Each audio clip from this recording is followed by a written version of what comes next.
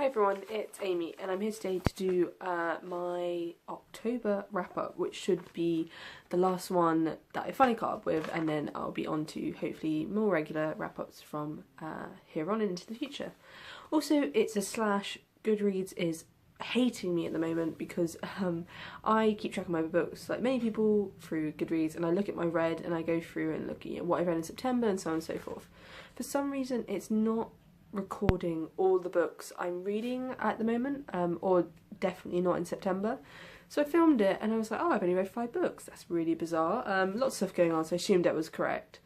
And then I looked and I was like, looked at my shelf, like, I swear I've read some of these books. I swear. And I went to my reading challenge and I had, and then I was just like, well, Goodreads hates me. So this is a catch up and also an October one. So it's going to be a bit of a big wrap up this time. So here, firstly, I want to look at the books that Goodreads thought I hadn't read, but I definitely have. So sneaky Goodreads did not get away with it. The first one was Castle in the Air by Dana Wynne Jones. So this is the second book to the Howl's Moving Castle kind of like trilogy or kind of mini-series. And I like this. It didn't have, like, it wasn't completely obvious that it was to do with Howl and Sophie. The beginning of the book is all about a character called Abdullah, I believe. Yeah, Abdullah, and then his him just trying to kind of find this lovely woman. I think he calls her the flower in the night, or flower for sure. And it gets sold a flying carpet, and the flying carpet every night just takes him to this lovely woman or girl. They're quite young in this book, and he can't quite understand how and why this is happening. And the story kind of goes on from there, and eventually we work out why Sophie and Hal are introduced into this book later on.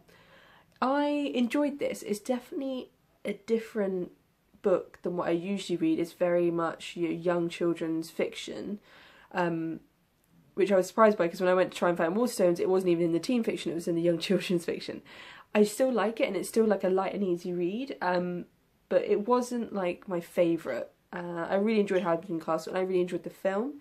That's why I'm reading this series. But yeah, I mean, it was good. 3 stars is what I gave it, but it's not much more to say other than that. But yeah, it was cute.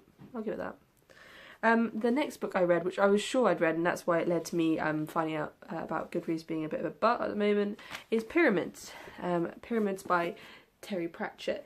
I gave this one a 5 stars. Like any Terry Pratchett, I usually end up giving them 5 stars, 4 stars in the very least, and it's pretty much a sure thing with me. I love his books. This is, I believe, the 8th novel. I might be wrong, 8th or 7th. Nope, 7th it says here.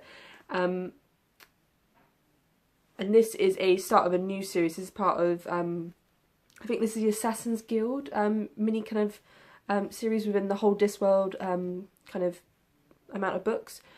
This is about a young assassin called Tepik, who's sent off by his father, who is like the king of this country, which is meant to be like Egypt.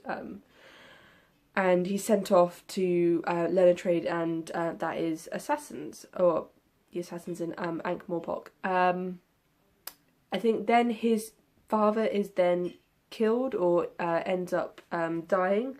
And Tepik is kind of brought back and is trying to rule over this very mismanaged kingdom, who has someone, an advisor at the head of it, who is definitely looking out for themselves. And Tepik kind of has to try and work out how he can marry up his experience as an assassin and him now ruling over a very disorganized and very the people they don't really believe in reason. They believe more in like mythology and gods and so on and so forth. So it's kind of like a how he's trying to reason with them, and it's just not really going to happen. He has to change how he speaks to them and how he kind of understands their mentality and how they're not wrong. They're just kind of misinformed all this time by this advisor.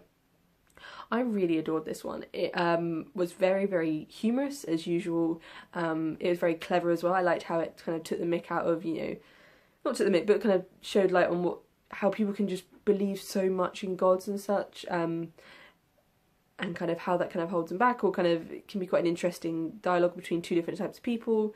I really enjoyed the assassins part at the beginning. Like, the guild is really fun, and the test he does at the beginning is really, really interesting. Yeah, I really love this. I'm really looking forward to hopefully picking up the next one at some point. I'm reading through all the books chronologically in the Discworld, so at some point I'll pick up another Assassin's book, and I'm really looking forward to that point. So there's that one.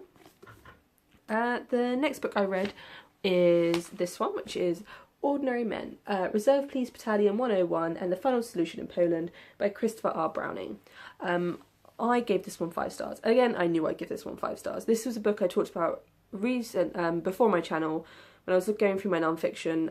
This is a book that I knew about since my days at university.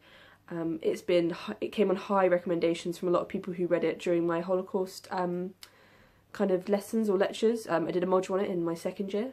Was it second year? I believe it was second year. Second or third year. And a lot of people were reading this, and he's very prolific, this book, and this author in particular. It's all about a certain police battalion, 101, who go around and ended up killing quite a number of Jews. I think it was Jews specifically. They might have killed some Roma and Sinti as well, but I think it was predominantly Jewish people in Poland. I didn't know a lot about the police battalion. I knew a lot about the Einsatzgruppen, which was kind of like a SS-led battalion, or like group of people who went around and just kind of killed people in the back of like a gas van. They hitched up a van to gas people, and then they'd move on, or they'd just go around shooting them. But I didn't realise actually police battalions were sent out as well.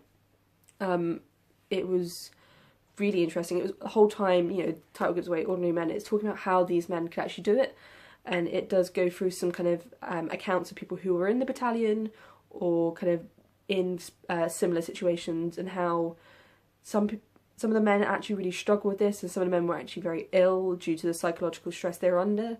And it also looks at people who actually thrived in this environment. You know, some people can just do this, and some people it just makes sense in their mind, you know, which is very disgusting. But, you know, he was very honest about that and looking at both sides of the coin. I really enjoyed this, and I would really push it into as many people's hands as possible, because the thing with the Holocaust and with its history is it's not as simple as just putting Jewish people into Auschwitz and then just gassing them. There's so many layers to it. There's so many other victims. There's so many other ways that the Nazi Party and other countries as well were killing these defenceless people. So this is another book which will really widen, you know, the bibliography or someone's viewpoint of the Holocaust if they're interested. So there's that one. I would really recommend that one. The other book that Goodreads forgot about was Words of Radiance by Brandon Sanderson, which is the second book in the Stormlight Archive series. And if you don't know, and you should know if you know Brandon Sanderson, the third book is out now, and I've got it on Audible, and it's Oathbringer. My partner Sam's got the physical hardback version, and it's gorgeous, so I'm looking forward to reading that soon. I've got quite a backlog on my Audible, which I will go through in another video. Anyway, so I gave this book 4 stars. I have given most Brandon Sanderson books 4 stars ever since Elantris and Warbreaker.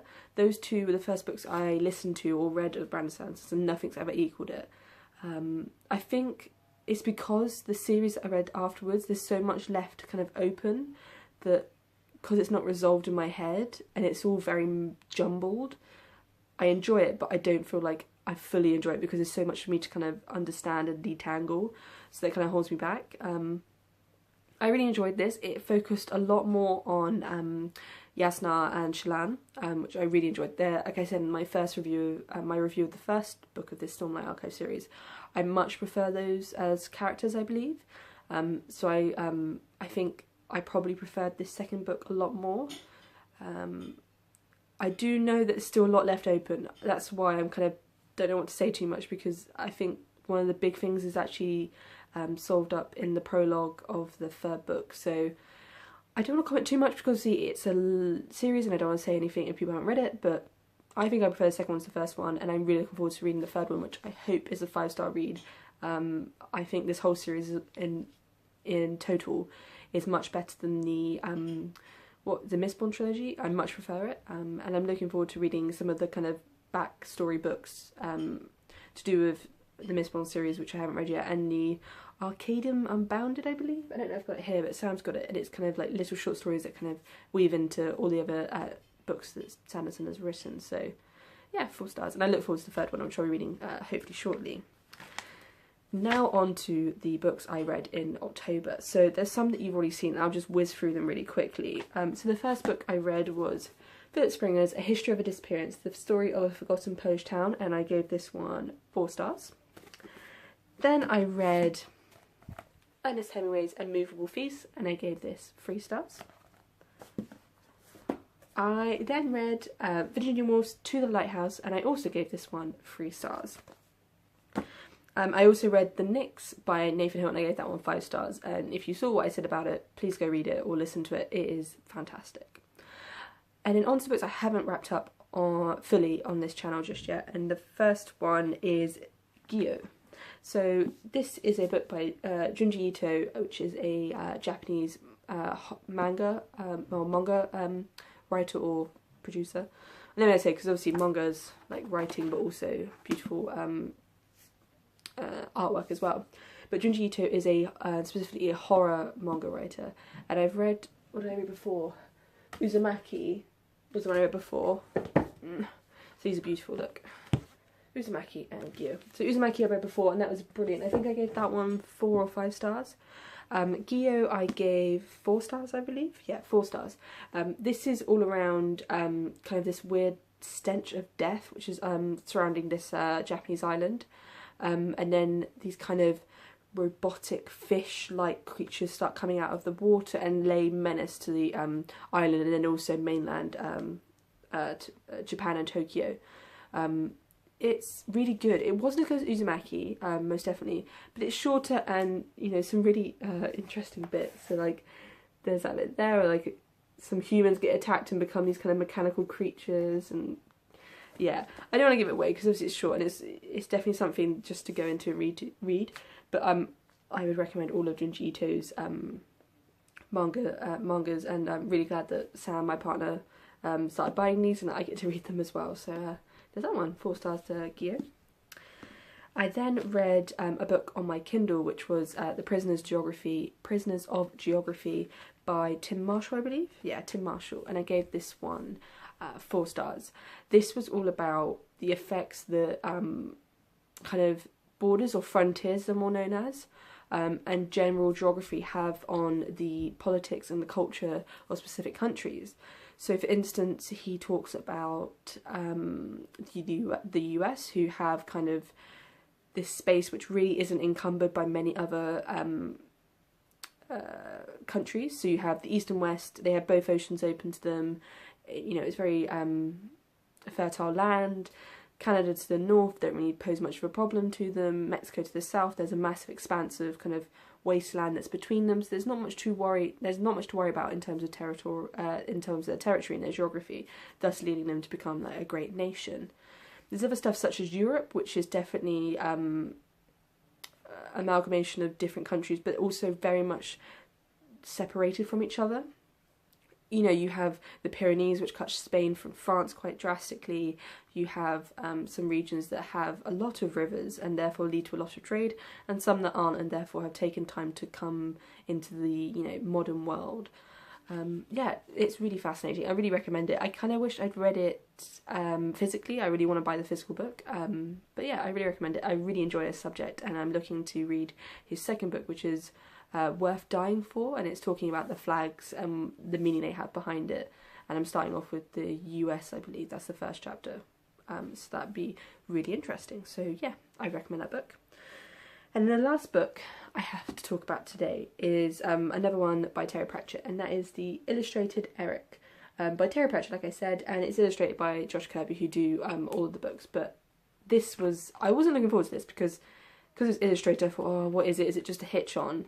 But it's really wonderful. Like, look at these beautiful colour drawings. They're kind of smattered throughout, and then you have like little bits like this where you just have like a little bird or a parrot or something. I really enjoyed this, and I gave it 4 stars.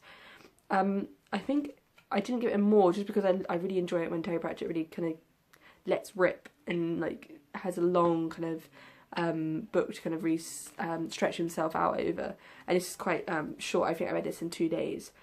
This is all about I think it's a guy called Eric, but he's, yes, a demonology hacker. So he tries to summon a demon and somehow pulls Rincewind out of that void. So if you read Sorcery, which comes before this, you understand why that happens. And then it's a tale of Eric, Rincewind and the luggage and other kind of people along the way trying to find their way back to civilization, and kind of what they encounter along the way. They meet some really interesting civilizations and really interesting characters. I think Death also plays a part in this as well. You know, Death's always a really interesting character to meet in Terry Pratchett books. Yeah, highly recommend this. It's such a wonderful thing just to own and just to read through, just due to all the wonderful pictures and so on and so forth. So it's a really interesting, different read for anyone reading the Discworld novels. So again, really recommend that as well. So that's it. That is my September ones that Goodreads decided to forget, and also the October reads that I needed to wrap up as well. Coming up, I'm looking to do the November wrap up when I finish non-fiction November, and also I'm looking to do a 5-star predictions video. I wasn't totally thinking of doing this because I usually know what I would rate something, and I usually rate stuff 4 or 5 stars on that. I kind of have a good self-awareness when it comes to books, and that's why I have so many 5-star reads. I just kind of know what I like. I don't know how I'm explaining this, but there are certain couple or certain few that I definitely want to get to, and I definitely think I will give 5 stars, and I'm going to talk through those as well. So until my next video, guys, whenever that may be, I will see you then. Bye.